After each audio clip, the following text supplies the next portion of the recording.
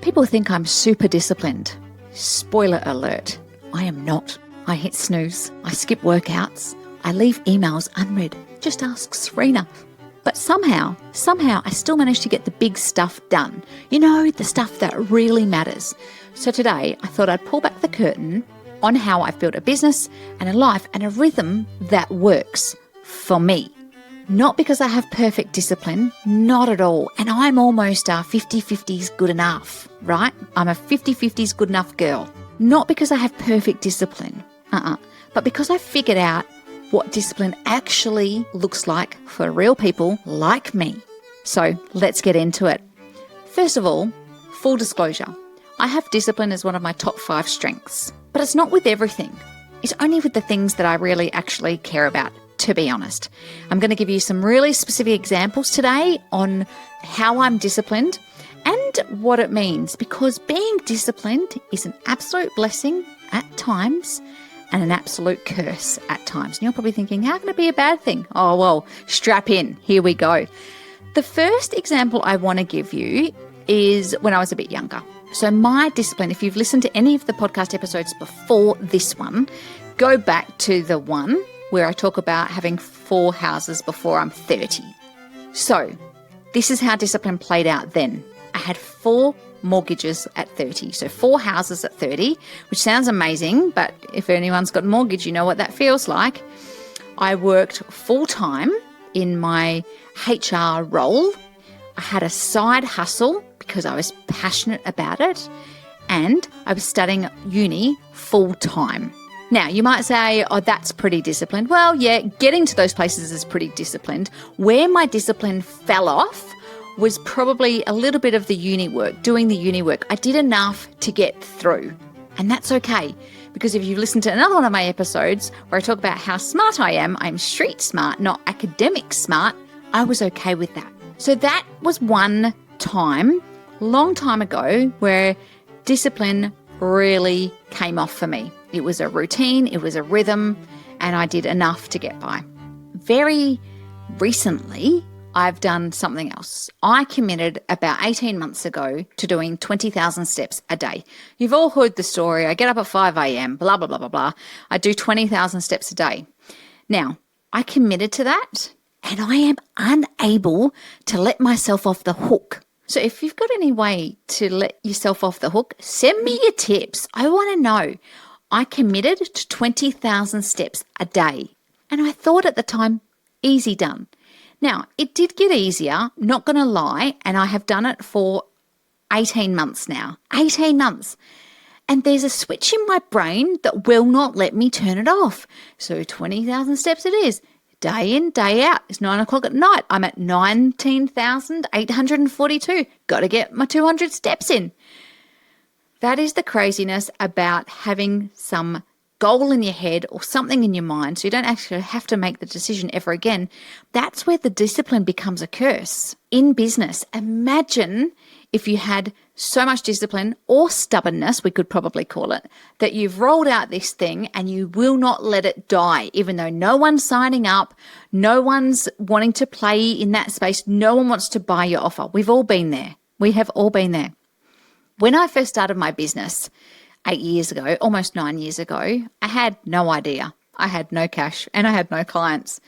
And I thought to myself, what does someone do that doesn't have an email list, that doesn't have any skin in the game, and who is an unknown quantity? What does one do? And I decided that one did pound the pavement. And so this was before COVID. And so I basically pulled all my LinkedIn followers together in a spreadsheet, and I decided to go and pound the pavement. I did somewhere between 3 and 5 cups of tea or coffee a day for 6 weeks. Now, one of the ways that I let myself off the hook is by calling things experiments. And so I experimented for 6 weeks to see if we could raise some funds, see if we could get some clients, see if we could do all the things. Did it pay off? Yes, absolutely. Was it the right way to do it? Who knows? It worked for us. And I had some amazing conversations. And to this day, I still have relationships with those people. Now, pounding the pavement getting sales, doing business development, sometimes as business owners, we struggle with that. We're like, where do we go? We scratch our heads. Where do we go to find our ideal clients? Meanwhile, I'm like, they're kind of everywhere. So I just went everywhere. Of course, I had a stack of appointments, but then if someone cancelled in the middle of the day, I wasn't like, oh, yeah, I've got an hour off. No way. Who's next on my list? Sometimes I make decisions and then I do not let myself off the hook. Sometimes I should let myself off the hook.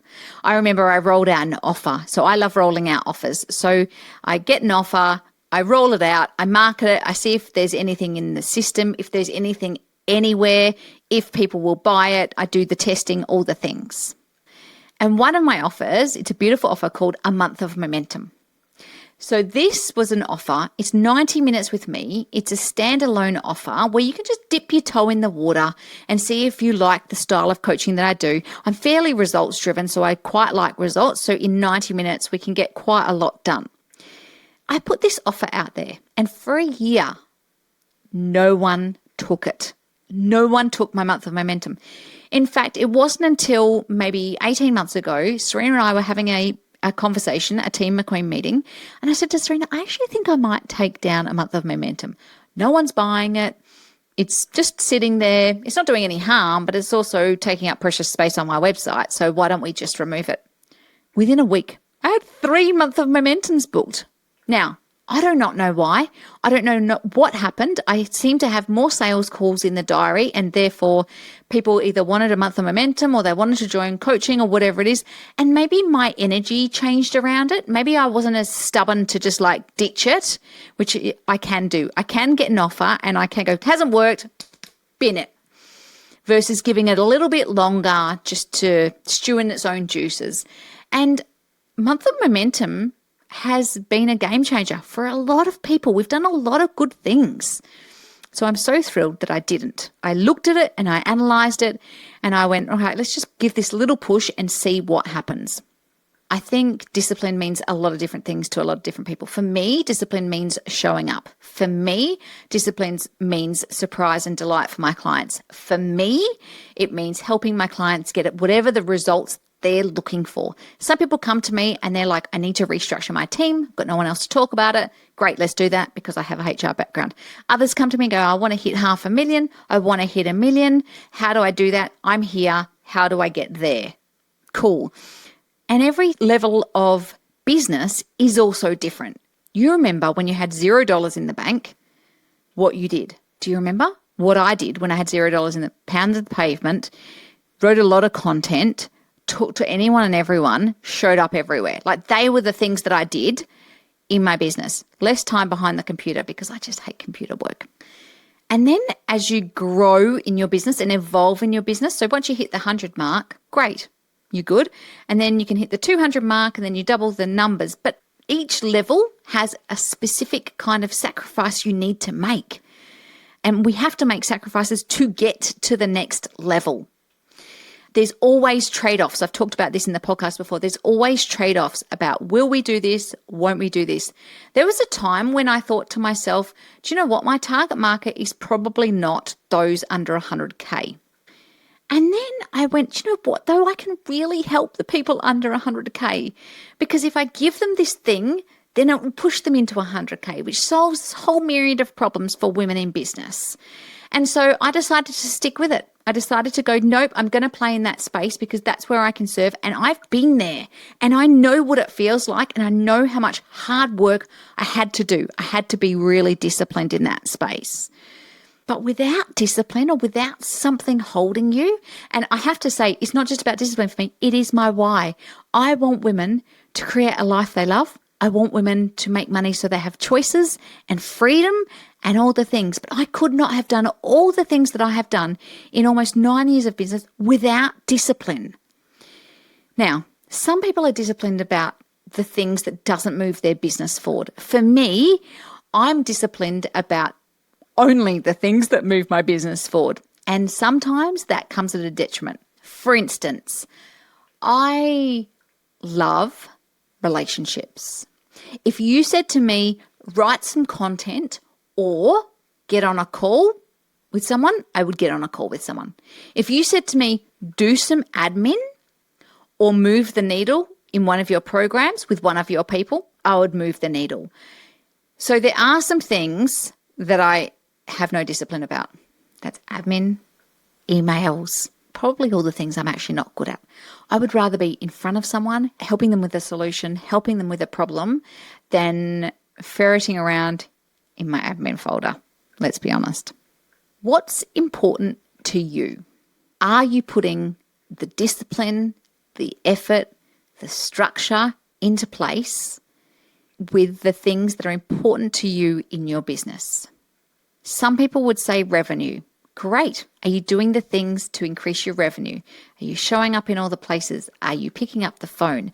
Are you sending out emails? Are you talking to people? Are you putting your offers out there? There are so many ways to focus on that. Visibility might be important to you. Are you showing up on LinkedIn? Are you serving on LinkedIn? Are you going to events? Can people see you? Are you visible to your target market? And if that's a big rock for you, get disciplined about that. The thing about discipline, and everyone always thinks I'm very organized, and for some things I'm really organized. For other things, I don't give a crap. So I work at home.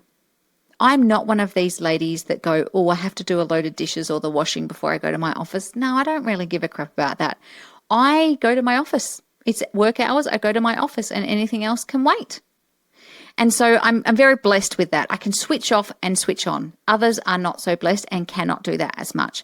But what I want to say to you and what I want to leave you with today is discipline, a rhythm, a structure gives you freedom. It does give you freedom.